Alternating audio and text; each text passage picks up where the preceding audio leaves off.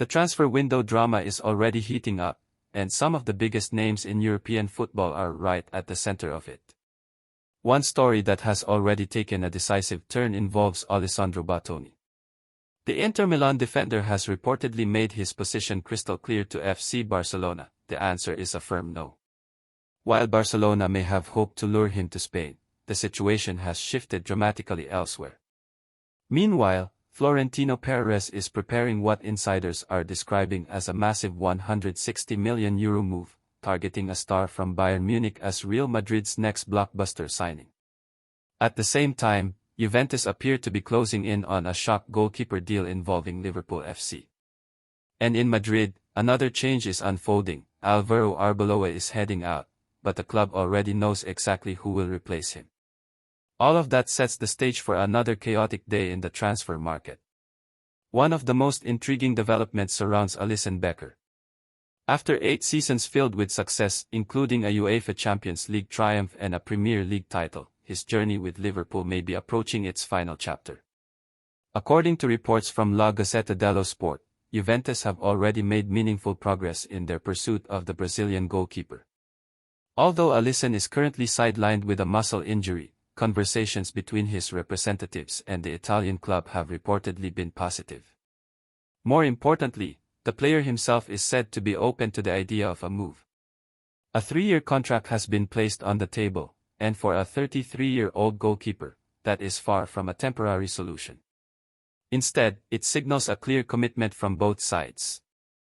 Juventus are looking for stability between the posts as they attempt to rebuild toward the top of Serie A. Their current option, Michel Di Gregorio, has delivered promising moments, but moments alone are rarely enough for a club with Juventus ambitions. Alisson represents something different: authority, experience, and reliability built over nearly a decade of elite competition in England. Goalkeepers with that level of pedigree are not easily found, and they certainly cannot be replaced from a catalogue of alternatives. Liverpool's position in this situation is also worth examining carefully. The club recently extended Alisson's contract until 2027, but the reasoning behind that move may not be as straightforward as it first appeared. According to the Italian report, the extension was largely about protecting the club's asset rather than guaranteeing his long-term future. Liverpool have already invested in Georgi Mamardashvili, widely seen as the goalkeeper who will eventually inherit the starting role. It is difficult to imagine a club committing fully to 2 long-term number ones at the same time. In reality, Liverpool appear to be managing a gradual transition, and Alisson likely understands that. That perspective may explain why the idea of returning to Italy is appealing. At Juventus, he would likely reclaim the undisputed number 1 shirt and write the final chapter of his career somewhere new, rather than remaining in a dressing room where the next generation has already been introduced. There is nothing undignified about that calculation. In fact, it may represent the most logical outcome for all parties involved. For Liverpool supporters, however, the real concern is not simply whether Alisson might leave, it is whether the club is fully ready to hand the reins to Mamardashvili immediately. If the Brazilian departs this summer, the transition will happen overnight. There will be no gradual overlap, no easing in period. Mamardashvili would step directly into one of the most demanding goalkeeper roles in world football. Elsewhere in Europe, another high-profile transfer saga is unfolding around Michael Olise. Bayern Munich have taken a remarkably firm stance regarding their young star. Sporting director Max Eberl has made the club's position unmistakably clear: there is no release clause, there will be no negotiations, and there will be no sale, not for €100 million, not even for €200 million. According to journalist Christian Falk, Bayern's official message is simple: Olise is not leaving this summer. Yet despite that statement, Real Madrid remain interested. In fact, reports suggest that Florentino Pérez is still preparing an enormous financial package valued between €160 and €165 million. When a club with Bayern's bargaining power says the door is closed and Madrid respond by drafting a record-level offer, it says a lot about Pérez's mindset. It almost feels as though he has gone so long without hearing the word no that he simply refuses to accept it. Part of the reason for Madrid's persistence is obvious when you examine Olise's numbers. This season he has produced 16 goals and 29 assists in just 41 appearances, an extraordinary return for an attacking midfielder. His chemistry with Harry Kane has been particularly impressive, forming a partnership that Bayern had been searching for in recent years. Even more remarkable is how quickly Alisson adapted after arriving from Crystal Palace FC. Many players require months to settle into Bayern's demanding environment. Alisson walked in and looked comfortable from day one. At 24 years old, he is no longer viewed as a promising prospect, he is already a fully developed elite player. That reality explains why other clubs are paying attention as well. Liverpool, for example, are also monitoring the situation closely. With Mohamed Salah expected to leave as a free agent at the end of the season, the club needs a long-term solution on the right flank rather than a temporary replacement. Alisson fits that profile almost perfectly. The difficulty for Liverpool is that they may find themselves standing behind Real Madrid in the queue, and Madrid have not even managed to get through Bayern's door yet. For now, Bayern hold every advantage. Without a release clause in the contract, there is no pressure forcing them to negotiate and no mechanism compelling them to sell. The club can simply stand firm and reject every approach. And judging by their current stance, that is exactly what they intend to do. The situation surrounding Michael Alisson continues to generate enormous attention, but the reality inside Bayern Munich appears much calmer than the rumors suggest. The German club are not preparing to sell him or quietly easing him toward the exit. Quite the opposite. Bayern want to reward him with a new contract, strengthening their long-term commitment rather than sending him off to another European giant. That means the power in this situation does not lie with Real Madrid, and it certainly is not in the hands of Liverpool FC either. Ultimately, the only factor that could truly change the equation is Alisson himself. If he ever decides that he wants a move, that personal decision becomes the one variable that no boardroom directive can fully control. Until then, Bayern remain confident that he will stay. The real question is whether the allure of the Santiago Bernabéu stadium might eventually become too powerful to ignore, even for Bayern's leadership. Meanwhile, another complicated situation is developing at Manchester United involving Joshua Zirkzee. According to reports from Football Insider, the club are open to allowing the striker to leave this summer, but only after they secure a replacement. On paper, that sounds like a structured transfer strategy. In reality, it resembles something closer to a negotiation with their own squad, where one departure can only happen after another arrival is confirmed. The story of Zirkzee's time at United is also more complicated than the raw numbers suggest. When the club signed him from Bologna FC 1909, they were not recruiting a traditional number 9. Instead, they were bringing in a player who thrives between the lines, a forward who links midfield and attack, drifting into pockets of space rather than occupying the penalty box. The idea made sense in theory. However, the pace and physical intensity of the Premier League proved to be a different challenge entirely. What looked elegant on a tactical board did not always translate when matches were played at full speed in difficult winter conditions. Now the landscape has shifted again. The arrival of Benjamin Sesko has altered the attacking hierarchy at Old Trafford. Suddenly Zirkzee has gone from being a secondary option to a player who no longer fits clearly into the club's plans. Despite that uncertainty, interest from across Europe is growing. Clubs such as Juventus, Napoli, AC Milan, Atlanta BC, and Como 1907 are all reportedly monitoring his situation. A return to the tactical environment of Serie A might actually suit his style far better than England's relentless tempo. For Manchester United, the real challenge is turning a potentially awkward exit into smart business. It would be unfair to place the entire blame on Zirkzee alone.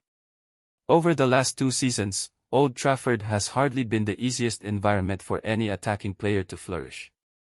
Structural issues across the team have affected everyone, and Zirkzee simply became another player caught in that turbulence.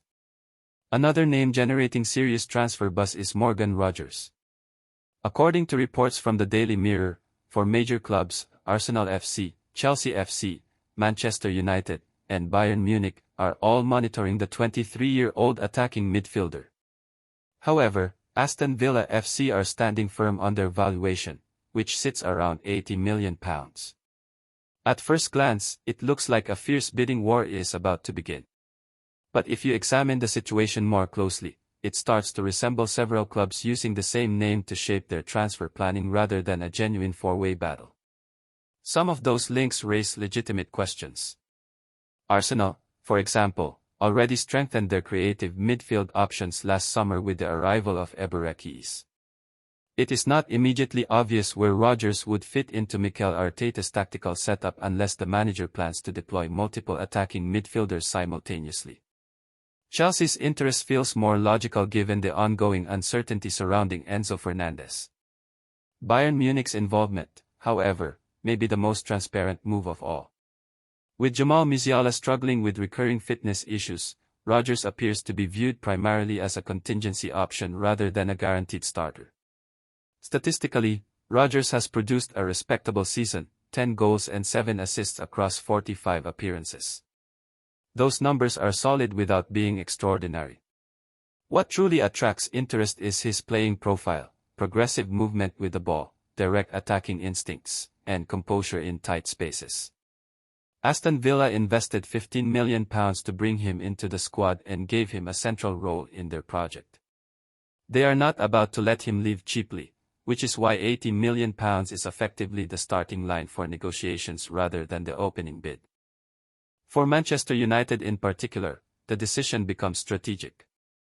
The club must determine whether Rodgers would genuinely improve the balance of the squad or whether he is simply a name that looks appealing on paper but complicates the overall tactical structure.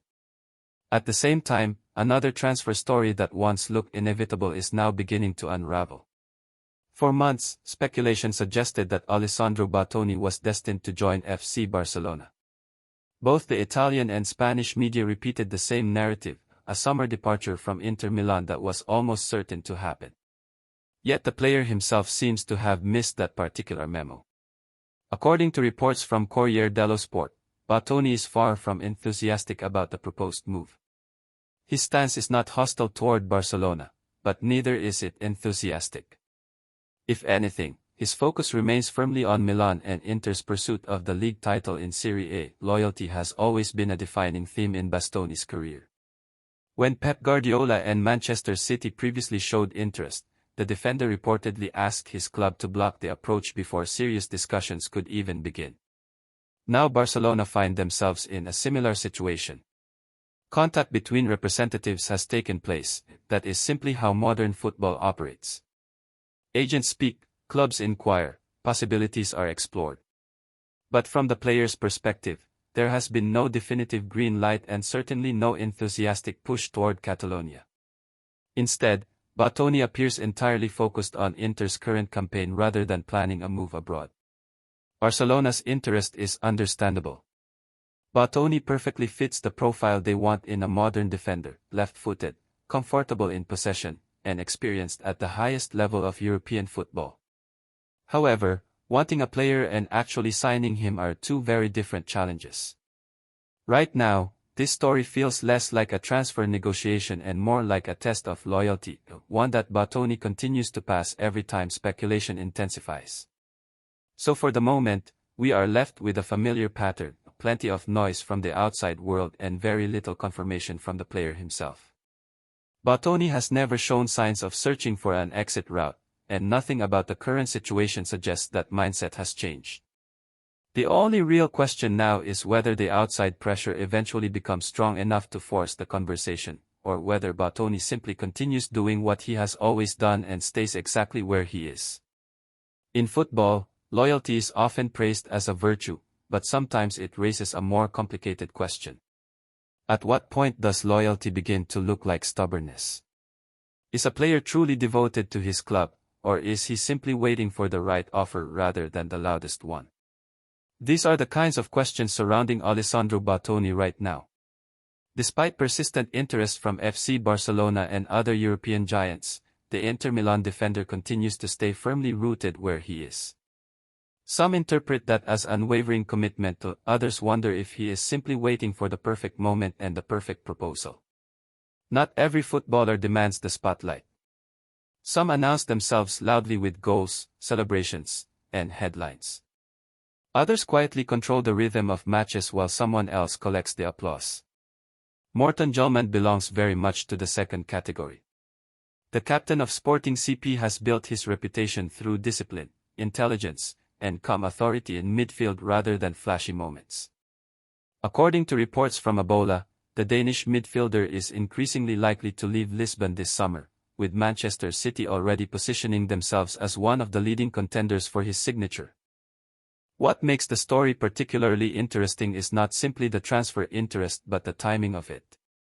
Jolman is reportedly determined to secure a third consecutive Primera Liga title with Sporting before considering his next move. That mindset does not reflect a player drifting toward the exit door. Instead, it suggests someone who wants to complete his mission first and leave only after the job is finished. Sporting appear to understand this as well. Internally, the club has reportedly accepted that this summer may represent the natural moment for their captain to move on. In modern football, departures often follow a familiar script that the captain lifts the trophy, kisses the badge won last time, and both sides frame the exit as a mutual decision. Another intriguing layer in the story involves Hugo Viana, sporting director, who already has connections within the structure of Manchester City. Reports indicate that informal discussions between the clubs have taken place. In transfer language, the word informal does a lot of work. It usually means that the groundwork has quietly begun and that the interest is genuine rather than speculative. Clubs like Manchester City rarely move impulsively. Instead, they build their case quietly, laying the foundation months in advance before making a decisive move when the price and timing align. If conversations are already happening in the spring, it often signals where the story could lead by the summer window. The real debate is whether Jolman's style will translate seamlessly into the intensity of the Premier League. In Portugal, his tactical discipline and positional awareness have been key strengths. The atmosphere at Estadio José Alvalade has proven his leadership and character. But performing in the high-speed midfield battles of England is an entirely different test. If the move happens, the environment at Etihad Stadium will reveal whether he becomes a crucial component in City's machine or whether the step-up exposes new challenges.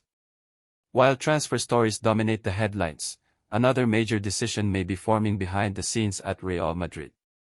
According to journalist Fabrice Hawkins of RMC Sport, the club has begun assembling a short list of potential managerial candidates, and one name on that list is Didier Deschamps. The current manager of the France national football team remains under contract through the 2026 FIFA World Cup, but the fact that his name is even being monitored by Madrid suggests serious consideration. In football, being on a short list is rarely meaningless. The context around Madrid's coaching situation adds weight to the speculation. Alvaro Arbeloa is reportedly under pressure following a difficult season that could end without silverware. If the club were to suffer elimination against Bayern Munich in the UEFA Champions League, it might be the moment when club president Florentino Pérez decides that patience has run out. Personal relationships often matter at Real Madrid, but results tend to matter even more. When trophies disappear, loyalty can suddenly become negotiable. Deschamps' appeal to Madrid reportedly rests on three key factors. First, he is widely respected for his ability to manage complex dressing rooms filled with star players, a skill that is sometimes even more important than tactical brilliance. Second, his record of consistent success speaks for itself. And third, he already enjoys the trust of several French players within Madrid's squad.